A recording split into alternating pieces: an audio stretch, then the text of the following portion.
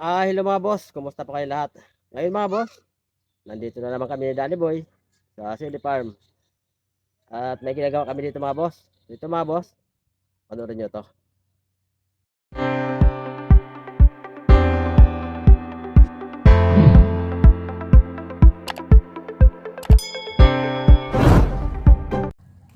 Matindi na mga boss ang bunga ni Danny Boy oh. Oh, ayan oh. Saka malaki na rin bunga nito oh. Kaso lang mura-mura pa eh. Ito pala mga boss ang edad dito oh, na-transplant ito noong June 19. So ngayon August 19, sakto ito siya 60 days. After transplanting, so matagal-tagal pa ito mga boss.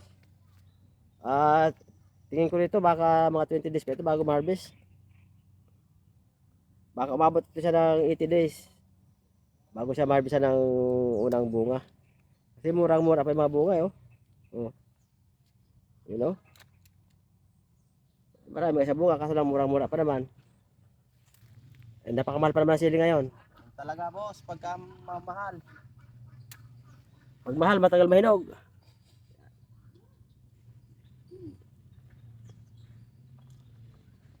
Natalian tumabos sa amin kasi pagka hapon sa amin, umulan ng malakas at mahangin kaya nagtutumbahan yung sili. Kaya kailangan siya itali para hindi man masira. Kaya gumamit na kami ng tying machine para mas mabilis. Kasi kung imano-mano eh katagal naman.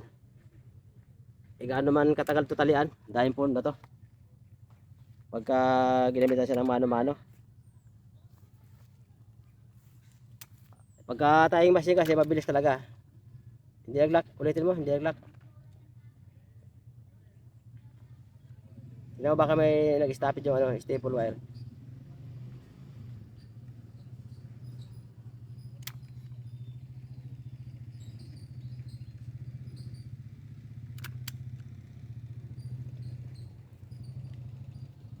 Ito mga boss yung ano ha, yung pinatubo ipuan, silin Taiwan ni Danny Boy.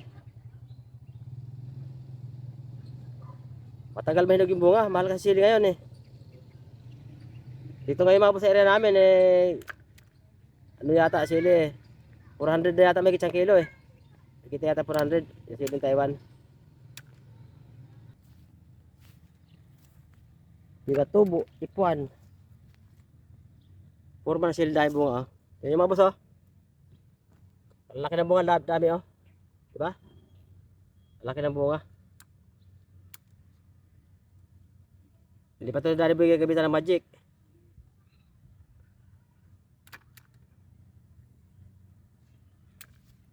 Pag na-magican pa ito, mas matindi pa mga laki ng bunga niyan. Angat mo pa naman kasi yung kun eh.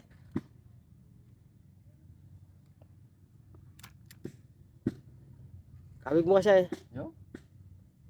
Pag ganyan kahilig siya, kukontrahin mo para hindi siya bumalik. Ito si Tadane. Ito si Tadane oh. Hello, Ma'am Lucia. Ganda pa naman Ma'am Lucia. Shout out kay Ma'am Lucia. Ma'am Lorene, shout out din. Wala si Boss Mike at nagbibilad ng palay. Baka pa siguro next vlog namin kasama na si Boss Mike. Pagka nakatapos siya magbilad ng palay. Nagpaani siya ng palay nung isang araw eh. Ay, kahapon pala. Tapos si paano may nagpaani ng palay kaya hindi namin siya kasama. Shout out po sa inyo lahat, mga viewers namin dyan sa Iloilo. At saka siyempre sa buong Pilipinas. At sa ibang bansa rin, may mga viewers tayo sa ibang bansa. Hindi lang tayo napanood sa Pilipinas. Halos sa buong mundo.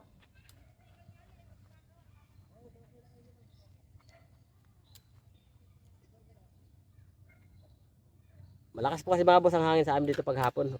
Diyan umuulan. Malakas yung ulan, may kasama pang hangin. Kaya ang nangyayari, itong mga sili ito, nagtutumbahan. Kahit mayroon siyang trellis, ay kung saan ang hangin papunta doon, nasasangga siya ng trellis. Ay pagka ang hangin pa ganon, tutumba rin siya pa ganon. Kaya kailangan siya itali para hindi siya matumba. Saan yung mga boss oh? Ang lago na sili dali ba yun? Oh, diba? Ang lago. Yan oh.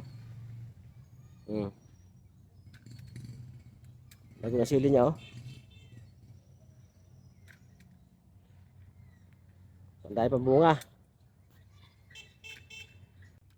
So ito mga boss, at tuloy-tuloy pa itong pagtatali ni Danny Boy gamit ng itong plant tying machine. Tinahabol nga ito at baka umulan naman ng malakas ay lalong dadami matutumba. 60 days ito mga boss ang edad dito 60 days after transplanting dahil na-transplant ito noong June 19. So ngayon naman August 19 kaya sakto ito siya 60 days. Kaso nga lang yung bunga murang-mura pa, matagal pa ito mapitas talaga. Aabot pa ito talaga ng 80 days bago ito mapitas ng kanyang sili. Pero ang lago talaga mga boss, grabe sa oh. Ganun nag-pruning pa kami dyan, nagbawas pa ng sanga sa baba. Yung mga shoot sa ilalim, tinanggal pa namin yon. Pero matindi talaga magsangat. Hindi nga ito nasaktan nung ulan na ulan kasi noon eh. Hindi maganda area niya eh. Ayan, hindi siya nasaktan. Tuloy-tuloy yung arangkada kaya ayan oh, grabe lago. At yung bunga, nako, matindi naman talaga ang bunga. Napakakapal ng bunga mga bossing. At matindi rin yung bulaklak, namumuti. Ang dami. Lalo ngayon kamahal na sili dito sa amin. Kaya ito, abot ito sa presyo na mataas eh. Kung ito yung mga 20 days pa ito bago maharbisan, so ibig sabihin mga mga September 10 o bago mag September 10, maka-harvest na siya dito. Kasi ala pang nahihinog kahit isa eh. Medyo mura pa talaga eh.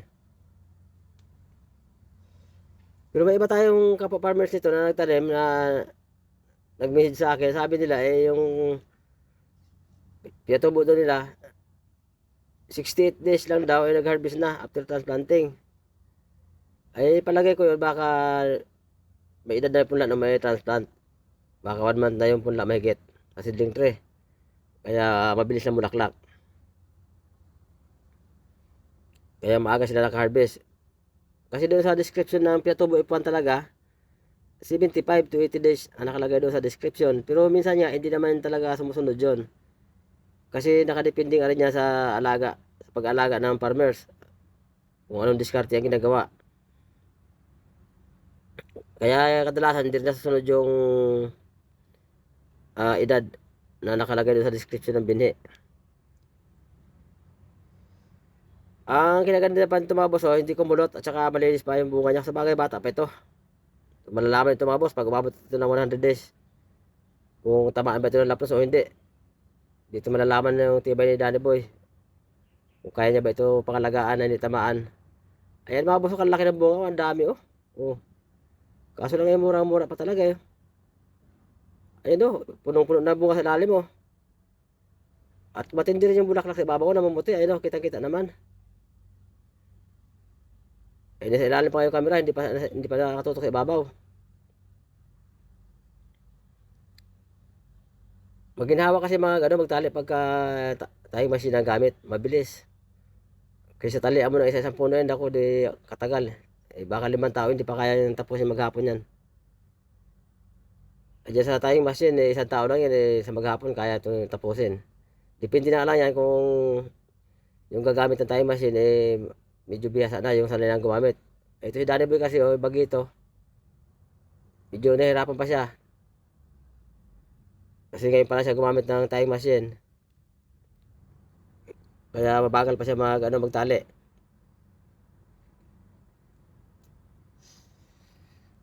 Ganda talaga sili mga bossing oh. Tingnan yung dahon oh, kalalapad ng dahon oh. Malupit talaga ito Pinatubo F1. Pagka umarangkada sa bunga, grabe mamunga naman talaga. Kaya ito pag hindi nagbago presyo ng sili, pero palagay ko baka umangat pa itong presyo ng sili eh. Kasi kahapon ay 400 plus yung sa bagsakan. Ngayong araw yata ito ngayon yung update nila, 500 plus na yata isang kilo. Ngayon, dito sa Nueva Ecija mga boss yan Nueva Ecija area. Yung presyo na yan. Doon sa bagsakan. Grabe kasi pinsala ng ulan na mga sili nagkamatay. Ang iba naglapnusan kaya ayun, grabe taas ang sili tuloy. Ang panigang ngayon mga boss ito sa Nueva Ecija medyo bumaba. Medyo dumagsa kaya